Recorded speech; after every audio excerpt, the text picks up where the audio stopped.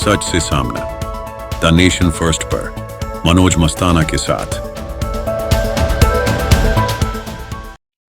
नमस्कार, मैं मनोज मस्ताना, आप देख रहे हैं मेरे यूट्यूब मंच। आपका बहुत बहुत स्वागत है दोस्तों। आज हम यूजीसी बिल को लेकर के जो अब बीजेपी के अंदर से छोटे छोटे नेता जो हैं वो अब स्वर अपनी बुलंद करने लगे हैं, सवर्णों के लिए आवाज़ उठाने लगे हैं। उस यूजीसी बिल जो केंद्र सरकार का काला कानून है सवर्णों के लिए, जिस सवर्णों के दम पर सत्ता में ये राज करते हैं और उसी सवर्ण का ये शोषण करने के लिए काला कानून बनाते हैं। यूजीसी का जो नया बिल आया है जिसका सवर्ण तबका विरोध कर रहा है, मांग कर रहा है, इस पर पहले किसी ने खबर नहीं दिखाई। सबसे पहले खबर हमने ही दिखाया था आज से 3-4 रोज पहले।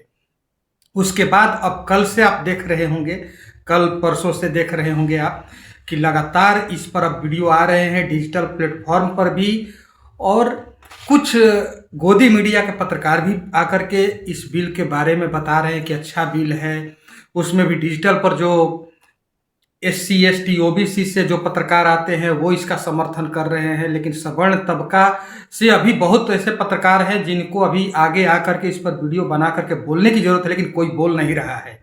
और हर कोई लगा हुआ है इस फिराक में कि इस बिल को जस्टिफाई करने में कि ये सही है, किसी के साथ इसमें अनदेखी नहीं की गई है, किसी का इसमें शोषण नहीं होना है, इसका दुरुपयोग नहीं होगा, ये बताने में सब लोग लगे हैं। लेकिन निश्चित तौर पर इस बिल का विरोध होना चाहिए, क्योंकि इस बिल में सवर्ण तबका को एकदम अब कहीं का नहीं छोड़ा है। क्योंकि एक ऐसी कमेटी बनेगी, उस कमेटी के अंदर 10 मेंबर होंगे। कॉलेज का होगा तो प्रिंसिपल होंगे, यूनिवर्सिटी में होगा तो वाइस चांसलर होंगे, सर्वे सर्वा।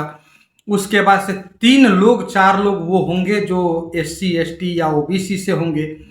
बाकी और का ये नहीं बताया गया है, लेकिन और 7 जो मेंबर 6 मेंबर जो बचेंगे, 6 मेंबर वो सवर्ण से होंगे कि बैकवर्ड से होंगे ये पता नहीं है, लेकिन किसी को रखना है। तो निश्चित तौर पर जब सवर्णों पर अंकुश लगाने के लिए, उन्हें दबाने के लिए कानून बना है, तो उसमें सवर्ण कहाँ से जाएगा उस कमेटी में। और सबसे हैरत की बात है, सबसे ताजुब वाली बात है दोस्तों कि मैं विरोध करूंगा। मैंने उस दिन भी कहा था कि सत्ता सवर्णों से और शोषण भी सवर्णों का, ये नहीं चलेगा, ये नहीं चलेगा, क्योंकि चलना नहीं चाहिए। आपकी औकात नहीं है कि बिना सवर्ण के आप सत्ता तक पहुंच जाए, और मौन साधे हुए हैं। आप देश से ऊपर हो गए हैं। देश से आप हैं, आपसे देश नहीं है, और आप ही पूरा देश नहीं है। पहले माइनॉरिटी बनाते चले गए सवर्ण को, हर जगह से खत्म किए, रिजर्वेशन के नाम पर खत्म करते जा रहे हैं। उसके बाद से अभी पढ़ाई में भी सवर्णों को दंडित किया जाएगा, अनावश्यक उस पर मुकदमा दायर की जाएगी, कंप्लेन किया जाएगा। वो कंप्लेन को फेस करते रहे पढ़ाई छोड़ करके। और उस कमेटी में 2 सिविलियन को आप रखेंगे सिविल सोसाइटी से। 2 सिविल सोसाइटी से किसको रखेंगे? आज कहने के लिए बता रहे हैं कि उसमें किसी कास्ट का नाम नहीं खोला गया है, लेकिन कल तो निश्चित तौर पर आप कमेटी जब डिप्यूट करेंगे, बनाएंगे, तो उस समय तो किसी न किसी बैकवर्ड को ही उस सिविलियन में को भी रखेंगे, क्योंकि सवर्णों को शोषण करना है, उन पर अंकुश लगाना है, उन्हें पढ़ने नहीं देना है। आज भाजपा के अंदर से भले अभी छोटे हैं, लेकिन आशुतोष कुमार जो कुछ दिन पहले बिहार चुनाव चल रहा था तो उस समय प्रधानमंत्री मोदी से भी मिले थे। मैं आशुतोष कुमार से बहुत खुश हूं कि आशुतोष कुमार ने कम से कम मुखर होकर के बोला, तो मोदी का विरोध तो किया। आशुतोष कुमार ने एक लंबा चौड़ा पोस्ट सोशल मीडिया पर डाला है। भूमिहार समाज से आते हैं आशुतोष कुमार, और आशुतोष कुमार का मेरा समर्थन है। मनोज तिवारी के बारे में भी अब आ रहा है कि मनोज तिवारी ने भी इसके लिए आवाज उठाया, लेकिन कहां है सुधांशु त्रिवेदी, वेद के ज्ञाता माने जाते हैं? कहां है राजनाथ सिंह? कहां है कंगना रनौत जो 2014 के बाद ही उनको असल आजादी मिली थी? कहां है ये लोग? क्यों नहीं बोल रहे हैं? क्यों दही जमा हुआ है सबके मुंह में? सवर्णों से आप हैं, आपकी राजनीति सवर्णों से है। चुप्पी साधिएगा तो हमेशा के लिए चुप ही हो जाना पड़ेगा, कहीं कोई जगह नहीं बच जाएगी।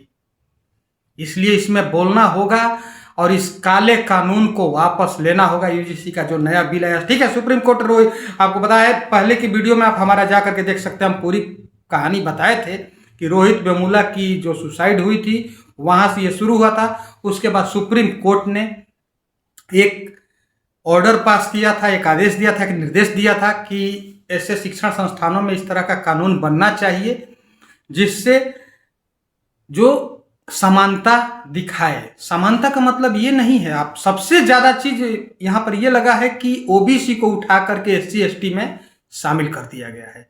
दोस्तों, बिना देर के वीडियो ज्यादा लंबा करने से कोई मतलब नहीं बनता है। मैं तुरंत इस मुद्दे पर आता हूं और मैं कह रहा हूं कि मैं सवर्ण के जितने भी नेता हैं, आज भी स्टेट में देखिए, सेंटर में देखिए, आज भी संसद के अंदर सवर्णों की संख्या ज्यादा है, फिर भी सब चुप है। मैं किसी पार्टी का नहीं कर रहा हूं, बीजेपी का नहीं कर रहा हूं। क्यों विपक्ष के पार्टी के सवर्ण नेता को आवाज नहीं उठाना चाहिए? क्यों सबके मुंह में दही जमा हुआ है? किस दिन के लिए आप राजनीति करते हैं? सवर्णों का मर्दन होते रहे और आप सत्ता तक पहुंचेंगे और सत्ता हथिया करके राज करेंगे। इसी के लिए आपको चुन करके भेजा गया है, वोट दे करके, कि सवर्णों के ऊपर जब कोई ज्यादती हो कानून बनाया जाए, सवर्णों को एकदम नीचे दिखाने के लिए। एक तो ऐसे ही हाशिया पर आप खड़ा कर दिए हैं 11 सालों में, सवर्णों को कहीं नहीं छोड़े हैं आप सवर्ण को। उसके बाद से पढ़ाई पर भी, बच्चों के ऊपर भी इस तरह का कानून लगा दिए। आपको लगता है क्या कि इस कानून के बाद कोई सवर्ण का बच्चा जाएगा कहीं इंस्टीट्यूशन में, किसी कॉलेज में, किसी संस्थान में, वो पढ़ पाएगा और उसे टॉर्चर नहीं किया जाएगा? आपको लगता है? मुझे नहीं लगता है कि कोई पढ़ पाएगा। आइए हम आशुतोष कुमार की पूरी जो लिखे हैं उसको हम आपको सुना रहे हैं दोस्तों, आपको बता रहे हैं। आशुतोष कुमार ने पोस्ट किया है, कल पोस्ट किया है। उन्होंने लिखा है, कभी SC ST एक्ट पर सुप्रीम कोर्ट के आदेश को पलट दिया जाता है तो कभी यूजीसी के संशोधन कर देश के 46 करोड़ सवर्णों के खिलाफ नए कानून बनाए जाते हैं। हर रोज सवर्णों को प्रताड़ित करने के लिए इस देश में नई नीतियां लाई जा रही है और अंधे कानून बनाए जा रहे हैं। हैरानी की बात तो यह है कि जिस संसद भवन में यह काले कानून बनाए जा रहे हैं, उस संसद भवन में सैकड़ों की संख्या में उसी सवर्ण समाज के आने वाले सांसद नपुंसकों की तरह चुपचाप बैठे और ताली बजाते नजर आते हैं। बहुत बड़ी बात आशुतोष कुमार ने लिखी है। जब SC ST एक्ट पर अध्यादेश लाया जा रहा था तब भी ये चुप रहे और ताली बजाकर समर्थन करते रहे। अब यूजीसी में सवर्ण छात्रों के खिलाफ नए कानून लाए गए, तब भी ये मौन रह करके समर्थन में हस्ताक्षर कर दिए। क्या फायदा ऐसे नपुंसक संसदों का? अब चाहे ये 100 की संख्या में रहे या 1000 की, इनसे समाज का क्या भला हो सकता है? इनसे समाज का क्या भला हो सकता है? हमारे बच्चों का गला उसी लोकतंत्र के मंदिर में घोटा जा रहा है जिस लोकतंत्र के मंदिर में पुजारी बना करके आपने इन्हें दिल्ली भेजा है। बाहरी मुगल आक्रांताओं के खिलाफ लड़ने के लिए आपने 12 साल के बेटों को हमारी छतरानियों ने तिलक लगाकर जंगे मैदान में भेज दिया था। जब हमारे धर्म ग्रंथों को मुगल आक्रांताओं द्वारा जला दिया जाता था, तब रात रात भर में अपने बच्चे को पूरा वेद पुराण रटवाया करते थे हमारे ब्राह्मण देवता। तब जाकर के हमारा देश और धर्म बचा है और हमारा बचा है। और आज हिंदू राष्ट्र बनाने के नाम पर हिंदुत्व को सबसे मजबूत ध्वजवाहक सवर्णों को ही मिटाने की साजिश रची जा रही है। एक एक शब्द बड़ी ध्यान से सुनिएगा। बहुत ही कठोर हमला किया है आशुतोष कुमार ने आज प्रधानमंत्री मोदी पर, जिसे आपको सुनना चाहिए। इस देश की आजादी में सर्वाधिक योगदान देने वाले गरीब दलितों को बसाने के लिए लाखों एकड़ जमीन दान में दे देने वाला, इस देश के सर्वांगीण विकास के लिए अपना सर्वस्व न्यौछावर कर देने वाला सवर्ण समाज आज अपने द्वारा संवारे गए देश में ही दोयम दर्जे का नागरिक माना जाने लगा है। वोट बैंक के चक्कर में यदि ऐसी ही स्थिति बनी रही तो जो सवर्ण इस हिंदुस्तान में सबसे अधिक प्रेम करते हैं, बहुत जल्द हिंदुस्तान के वही सवर्ण सड़कों पर अलग देश सवर्णिस्तान बनाने की मांग करते हुए दिखाई देंगे। हैरानी की बात है कि सैकड़ों सवर्ण सांसद, मंत्री, विधायक उसी दल में हैं जिस दल की सरकार परम पूज्य जगत गुरु राम भद्राचार्य जी जो स्वयं मोदी जी को दोस्त बताते हैं, बहुत बड़े ज्ञानी भी हैं, लेकिन इस विषय पर उनका ज्ञान घास चरने चला गया है। बागेश्वर बाबा भी मोदी के समर्थक हैं और हिंदू राष्ट्र बनाने की बात करते हैं। क्या सवर्णों का गला घोट देने से भारत हिंदू राष्ट्र बन जाएगा? बागेश्वर बाबा भी मौन है। भाजपा के सबसे बड़े विद्वान सुधांशु त्रिवेदी भी मौन है। आखिर हो क्या गया है देश के लोगों को? क्या सवर्णों का आंसू पोंछने वाला कोई नहीं है? हम सामान्य वर्ग के लोग अपने देश से बहुत प्रेम करते हैं, लेकिन विगत वर्षों में जिस प्रकार से हर रोज सामान्य वर्ग के खिलाफ षड्यंत्र रचा जा रहा है, ये बिल्कुल भी बर्दाश्त के योग्य नहीं है। देश प्रेम में महज 16 वर्ष 4 माह की उम्र में सेना में बतौर सैनिक भर्ती हुआ मेरे जैसा देशभक्त भी आज सरकारों की गलत नीतियों से तंग आकर अलग देश बनाने की मांग कर रहा है। मैं बीजेपी का एक सक्रिय कार्यकर्ता और सरकार का हिस्सा होने के नाते अपनी सरकार से करबद्ध प्रार्थना करना चाहता हूं कि जितना जल्दी हो सके इस काले कानून को वापस लेने की कृपा करें, अन्यथा इस देश को गृह युद्ध में झोंकने का श्रेय भी इसी सरकार को जाएगा। मैंने एक फॉर्मेट ड्राफ्ट करवा रहा हूं जिसमें देश के प्रधानमंत्री जी और गृह मंत्री जी से इस काले कानून वापस लेने या सवर्णों के लिए अलग देश की मांग की जाएगी। इसके अलावा हम सवर्णों के पास कोई और विकल्प नहीं बचा है। जल्द ही वो फॉर्मेट सार्वजनिक करूंगा जिसे देश में अधिक से अधिक सवर्ण अपने नाम, पता और हस्ताक्षर के साथ देश के प्रधानमंत्री और गृह मंत्री को भेजे। मैं भाजपा परिवार और सरकार का हिस्सा होकर भी इस काले कानून का विरोध कर रहा हूं और करता रहूंगा। आपको भी विरोध करना चाहिए, क्योंकि आपके हिस्से की लड़ाई आपको ही लड़नी होगी, अन्यथा आने वाली पीढ़ियों से कायर शब्द सुनने को तैयार रहें। जय हिंद। आशुतोष कुमार ने, ये जो कुछ दिन पहले जिनकी तस्वीर आप मोदी जी के साथ आप स्क्रीन पर देख रहे थे लगातार, यही आशुतोष कुमार हैं जिन्होंने राजद के प्रवक्ता के ऊपर हमला किया था। बड़ी चर्चा में उस समय आए थे। यही आशुतोष कुमार आज मोदी सरकार के खिलाफ मोर्चा खोल दिए हैं और सवर्णिस्तान बनाने की मांग कर चुके हैं कि अगर आपके सरकार में देख रेख नहीं है, सवर्णों के लिए आपकी सरकार में कोई जगह नहीं है, सवर्णों को लगातार प्रताड़ित करने का आप काम करते रहेंगे, तो सवर्ण अलग हो जाएगा, अलग देश की मांग करेगा।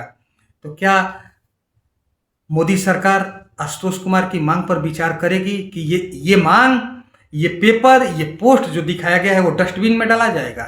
क्योंकि मोदी तो मौन हो जाते हैं ना, सिर्फ मन की बात करते हैं, कहते नहीं हैं। वो भी बंद कमरे में मन की बात करते हैं और सबको कहते हैं कि सुनिए, सांसद विधायक जो भी है सब सुनते रहिए, देशवासी सुनते रहें, वो सुनेंगे। यही आशुतोष कुमार हैं। और इसी पर दोस्तों मनोज तिवारी ने भी आज हमला किया है। मनोज तिवारी ने भी इसके विरोध में स्वर उठाए हैं। जिस तरह की तस्वीरें आप लगातार स्क्रीन पर देख रहे हैं, मैं आपको बता दूं कि सबसे पहले आवाज हमने ही उठाया था यूजीसी पर, क्योंकि हमारे वीडियो पर लगातार कमेंट आ रहे थे, लोग कह रहे थे, सवर्ण तबके के लोग, कि कम से कम आप यूजीसी के जो काले कानून बने हैं, जो नया बिल आया है, इस पर आप वीडियो बनाइए। तो सबसे पहले मैंने वीडियो बनाया था और मैंने उस वीडियो में पूछा था कि सत्ता सवर्णों से और शोषण भी सवर्णों का। और आज भी मैं ये सवाल आपसे कर रहा हूं। आशुतोष कुमार ने जो लंबा चौड़ा पोस्ट लिखा है अपने सोशल मीडिया अकाउंट पर, उस पोस्ट की लाइन बाय लाइन मैंने आपको पढ़ के सुनाया है। और मैं चाहूंगा कि इसका विरोध होना चाहिए और इसका स्वर दिल्ली तक, नरेंद्र मोदी तक जानी चाहिए, क्योंकि नरेंद्र मोदी आखिर इस देश ने ही चुन करके उनको प्रधानमंत्री बनाया है। देश से ऊपर वो नहीं है। और देश में किसी वर्ग को टारगेट करके उसे नीचा दिखाने के लिए, उसे नीचा करने के लिए कोई काम नहीं होना चाहिए। और 4 स्तंभ से देश चलता है, उसमें से एक स्तंभ हम लोग हैं और हम अपनी आवाज बुलंद करते रहेंगे।